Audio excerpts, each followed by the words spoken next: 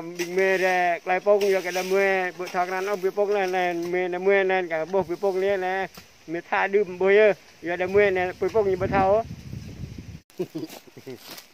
thì cầm năng họ này bị phong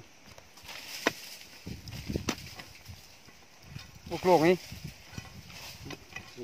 bùng xoay này bùng xoay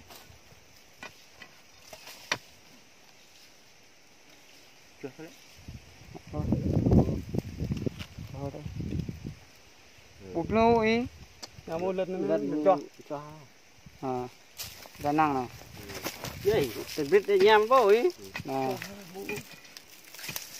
trong cái này này ní mò tao bù lường mạnh cái này có tiếp này hàm ấy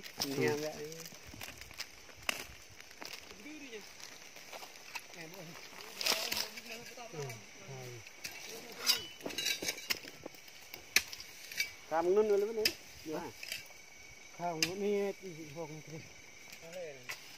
thôi cái số mi quay cũng cái nụ ăn ngọ xây cũng rạng rồi cũng ăn nó muốn phi cho các bạn xem cho hết nha cho biết trời đi người ta em có khai này này bạn cái lây đây là khai như nó nhẹ này ấy cây này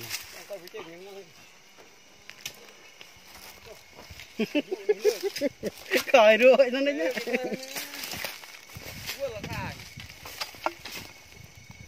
thôi măng cái đập này lẻ cho này thôi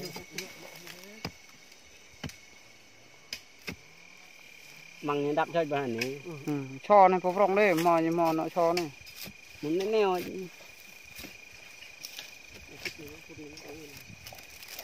để sắp lấy rồi mọi người ơi đó nói đi đấy này ham này nè lui như này nè mới có lê cọ chờ nó đây cái chân này đây lúc luôn như này có tiếp này này cô to quá làm nước thì rồi nha cô này mọi người chưa ăn đâu nếu thích ăn phải vào nhà mình nha mình chỉ lay cho lên này ôi nhiều quá đó đó cái này là con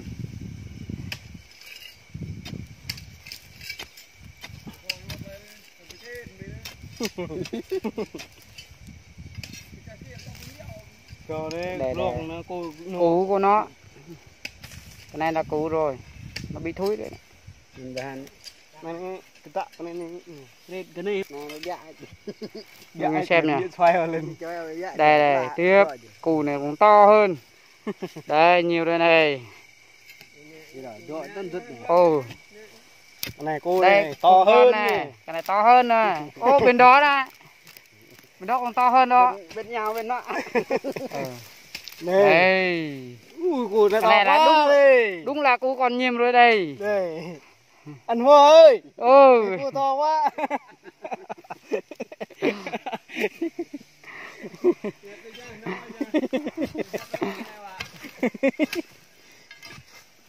mùa đây ghê to thật là to rồi đây bự lắm không phải là to đâu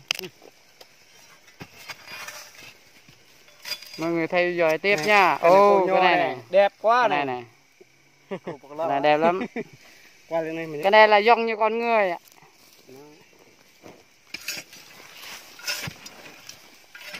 đào tiếp cho mọi người nha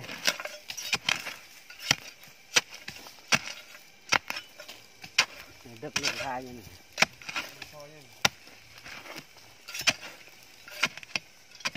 đây Bắt tiếp mọi người. Rồi. Cù này cũng là to, quá to luôn. Cái này là very bigger.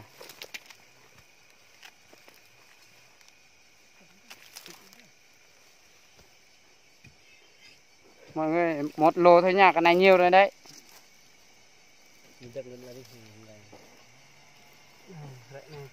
Trong này cũng con. Mọi người nha. Ô đó. Cái đường hoa ra. Ô. Dì chào tay nó lên tên. Ô.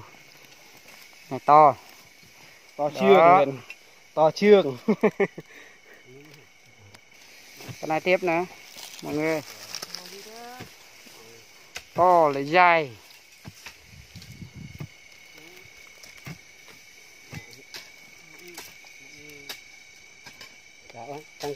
Tập ngồi tí này, ngồi tí này. Giờ cái lao ngồi tí này, bên nôn là bên kia này. Bên hàn này.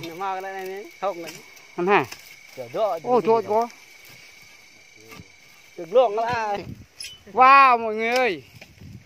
Để xem này nhá. Ô cái này là cù này thất là ông già trong này rồi. Cái này là thất là lớn, to luôn. Đây. Đó, cái này là cù. Đồng bào nói là cù bung. Cuối bung nha, mọi người. Đó là con đấy.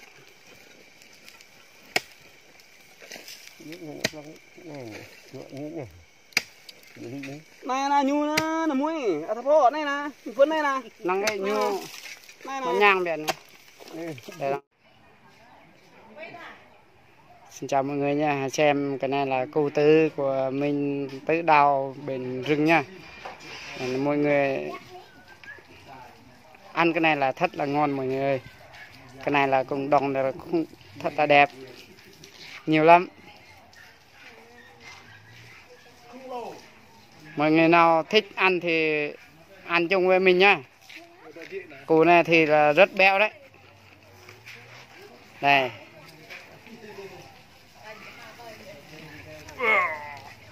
Đó. Rất là to đấy. Cái này củ tươi nha mọi người nha. Giờ là mình không có cao.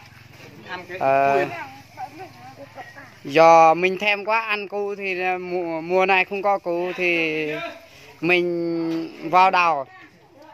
Xin mọi người ăn cùng với mình và xem hết nha cho nhân biết nha. Đây. Do trời hơi tối rồi mọi người thông cảm nha. Nó không sang lắm. Chia nhau nha. Mình là 8 người đào đấy. 8 người, 8 cái. Đồng thật là nhiều này. Nhiều quá mọi người ơi. Này hơn 3 tạ luôn. Này mày tạ tha gia đình mê. Không, sắp qua không?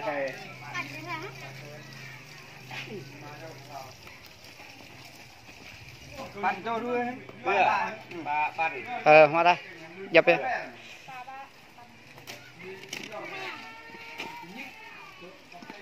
Nó phê nó ô mà là nó nhang số nhang đấy nó dạo đó nhang đấy Này nham nào bộ lại. bộ mày mới nhang đấy mà lại ta Các bạn nhìn nha, cái này là hồi trưa ông bà cha mẹ mình không có cơm thì ăn qua từ nữa nha. Ăn quá từ. Cô tư này này. Cô tư này. cô tư gì đấy Một số người cũng không biết nha, cái cù này là cù rừng thôi, người ta không biết tên. Chính này là cù từ.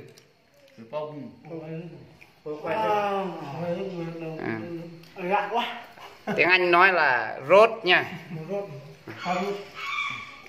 Cơm ba mẹ thời xưa này. Mọi người xem. Thời này người ta không biết cái này cù này đâu. Cái này là mình làm mình thích ăn cái củ này thì ngon. Ngon là béo quá. Cái này cô người chưa không có cơm.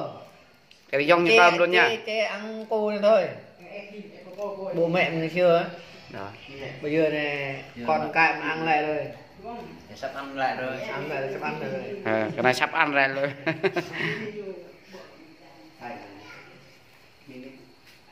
Thời nó cầm pha lại. Mời mọi người ăn cùng chúng mình nha. Ăn vui. Ăn vui thôi.